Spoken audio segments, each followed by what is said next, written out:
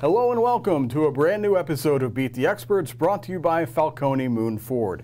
Alongside Mike Bires, I'm Andrew Chiappazzi. We have a very busy schedule with spring sports this week, weather permitting, AJ. But that being said, let's break down some of the baseball games on tap this week. Yeah, and if it's mid-April, then Riverside must be rounding into form. It seems like after a couple games get underway, that Riverside seems to hit a groove, and of course they become a perennial playoff contender. And since a 4-2 loss to Knock to open the season, Riverside is 5-0, and the Panthers have not allowed an opponent to score more than 2 runs in any of those 5 wins. And in the last 3 games, Riverside has pounded out 35 runs. So the pitching's working, the offense is there, and now the Panthers get maybe their biggest test so far this season. They'll play Avonworth on Tuesday. The Antelopes are 6-0 and have won in a variety of ways. They scored 20 runs against Washington. They've also won a couple of games by just 1 run, so they've played a variety of games. Riverside certainly would seem to be the favorite still just because of their pedigree and their history, but it should be a good test for the Panthers. Yeah, you know what? Avonworth is 6-0. If I'm not mistaken, they have not beaten a team yet with a winning record. In fact, some of the teams they've beaten are like offers. They haven't won a game yet. Riverside, we talk about this so often. What a terrific baseball program under Coach Dan Oleastro. Always great pitching. They're pounding the ball right now. I'm not sure if they faced a lot of quality pitching yet, but last week they crushed the baseball. And in fact, our athlete of the week, Austin Danball, went 8 for 9 with 3 home runs and 11 RBIs in 3 games. Riverside's on a roll, AJ. Well, speaking of some great offense, through the first 3 games of the season, West Allegheny hasn't had a problem with offense. The Indians have scored 11 runs, 17 runs, and 18 runs in those 3 wins.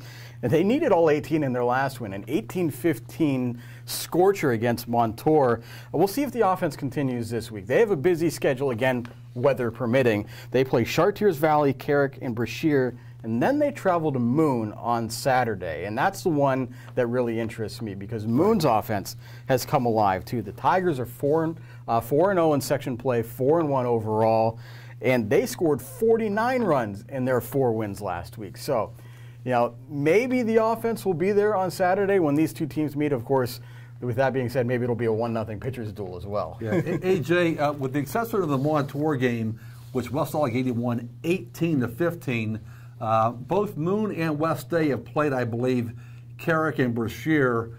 Not 2 very good baseball teams, and I think those were kind of games were like 17-0. So this will be really a great baseball game between 2 teams that, Moon and West Day over the years have been rivals in various sports.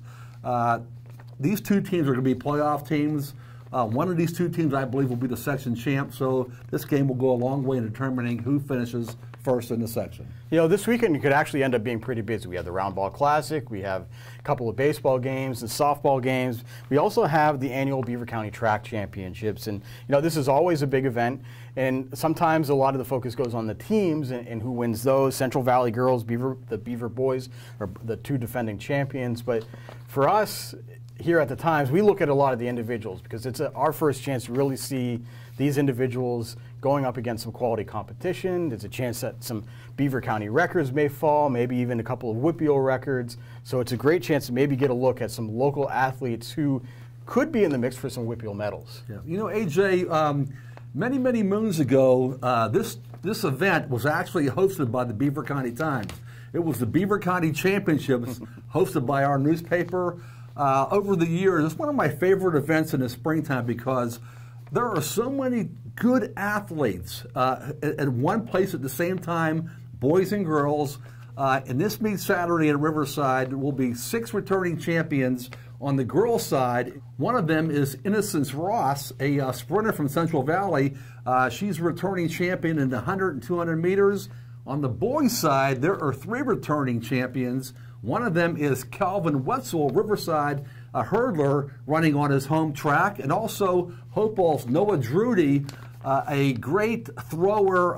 Last week he threw 194.11, I believe, in the javelin in the meet down at Cal University. He's like 3 feet shy of the Beaver County record, and maybe that will fall Saturday at Riverside. Well, it should be a very interesting week, and that does it for this week's episode of Beat the Experts. You can keep track of all these stats and scores on timesonline.com. And please join us at noon Wednesday and noon Thursday for the next editions of Game On. So for Mike Bires, I'm Andrew Chiappazzi. That does it for now. We'll see you soon.